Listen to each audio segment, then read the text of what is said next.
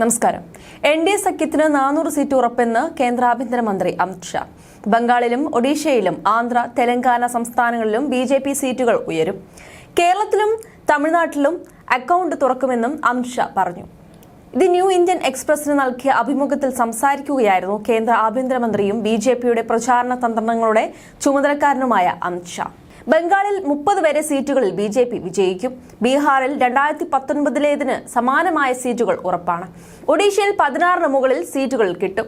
തെലങ്കാനയിൽ 10-12 സീറ്റുകളിലും ആന്ധ്രയിൽ 17-18 സീറ്റുകളിലും വിജയിക്കും.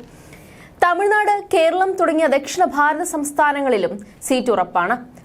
വടക്കുകിഴക്കൻ സംസ്ഥാനങ്ങളിലും ഇത്തവണ മികച്ച പ്രകടനമാണ് പാർട്ടി കാഴ്ചവെക്കുന്നത്. കണക്കുകൾ ഉദ്ധരിച്ച് അമിത് ഷാ പറഞ്ഞു. 400-നടുത്ത് സീറ്റുകൾ ലഭിച്ചാൽ BJP ഭരണഘടന പൊളിച്ചെഴുതി സംവരണ വ്യവസ്ഥകൾ മാറ്റുമെന്ന പ്രചാരണം പച്ചക്കള്ളമാണ്. കഴിഞ്ഞ 10 വർഷവും കേന്ദ്രത്തിൽ അധികാരത്തിലിരുന്ന പാർട്ടിയാണിത്. സംവരണ വ്യവസ്ഥകളിൽ മേൽ മാറ്റം വരുത്തില്ല. അതിൽ തൊടാൻ പോലും BJPക്ക് തീരുമാനമില്ല. കർണാടകയിലും തെലങ്കാനയിലും പട്ടികജാതി, പട്ടികവർഗ, OBC കോട്ട വെട്ടിക്കുറച്ച് മുസ്ലിങ്ങൾക്ക് നൽകിയ പാർട്ടി കോൺഗ്രസ് ആണ്. ഒരു സർവേയും നടത്താതെയാണ് മുസ്ലിം സമൂഹം മുഴുവൻ പിന്നോക്കമാണെന്ന് പ്രഖ്യാപിച്ചു കർണാടകയിൽ സംവരണം ഏർപ്പെടുത്തിയത്. കോടീശ്വരനായ മുസ്ലിം എങ്ങനെ സംവരണത്തിന് അർഹനാകും?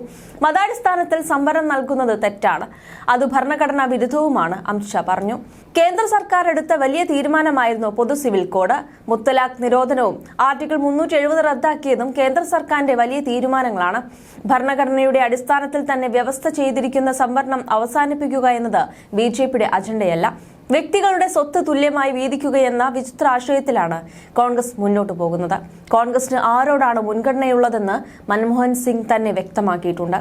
അവർക്ക് വികസനമല്ല, മുസ്ലിം വോട്ട് മാത്രമാണ് താല്പര്യം. പാവങ്ങളെ എങ്ങനെ ഹിന്ദു എന്നും മുസ്ലിം എന്നും വേർതിരിക്കാനാവും? മോദി രാജ്യത്ത് നടപ്പാക്കിയ ക്ഷേമ പദ്ധതികൾ പാവപ്പെട്ടവരുടെ ഉന്നമനത്തിനായാണ്. രാമക്ഷേത്രത്തെ തെരഞ്ഞെടുപ്പ് വിഷയമായി BJP എടുത്തിട്ടേയില്ല.